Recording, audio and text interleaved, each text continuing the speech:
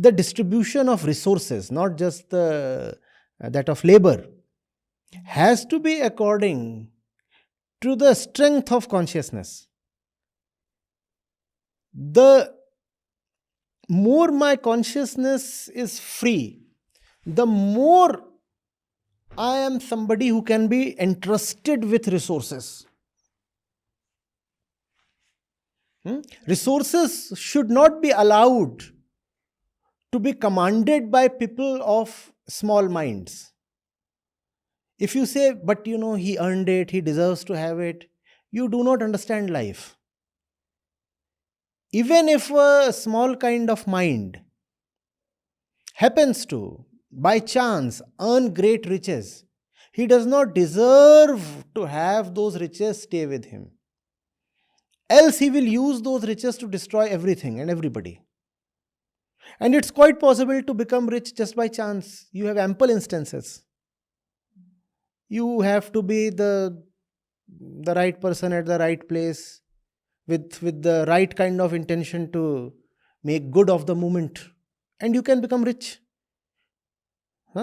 In the right kind of society, even if you somehow manage to make money, the money should not be allowed to stay with you if you do not deserve that money. Obviously, people will raise the question, who will assess the merit of the individual? No, just because the process has not been thought of does not mean that the principle can be dismissed. The principle stands its place. The process is something you should find out. Figure out a process, try, experiment, fail many times, but do come up with a process that distributes both work and resources according to a person's internal stature. This reminds of me of Plato's Republic. He went deeply into this question: who should be commanding authority in a society? And he went into this question because he had seen Socrates, his teacher, being killed in front of him. And he had seen that Socrates was killed through a democratic process.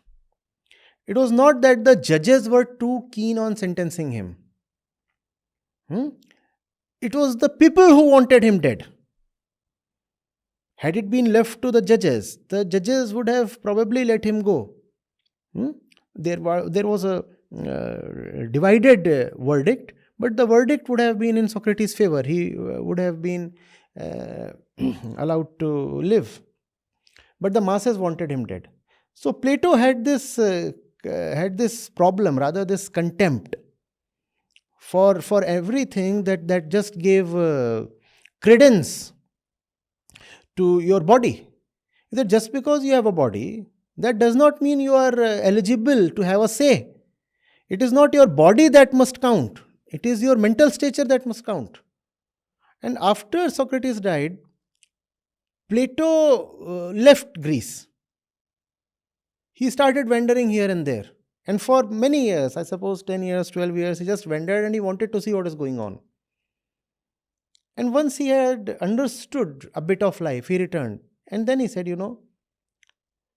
there has to be a rigorous process. First of all, kids must be taken away from their parents by the time they are, I don't know what was the age that he prescribed.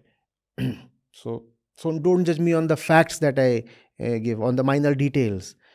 I only remember the broader picture.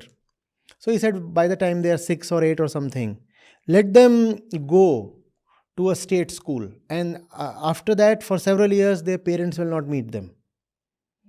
And then for 10 years let everybody be trained in X, Y, Z subjects. He determined the subjects, and then there will be a test at the age of 20.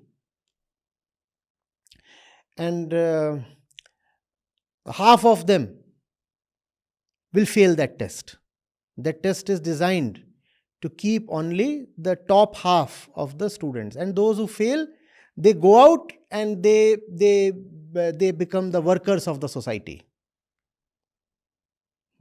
And then they are trained for another 10 years. And after these 10 years, of those who remain, 3/4 are made to exit. And then these become the officers, etc. By this time, these people are 30, 35 or something. Now only a small group remains. They are trained further and tested, and every 5 years, more and more of them are just expelled from this thing. And now, but now they become the commanding factors and forces in the society, in the economy.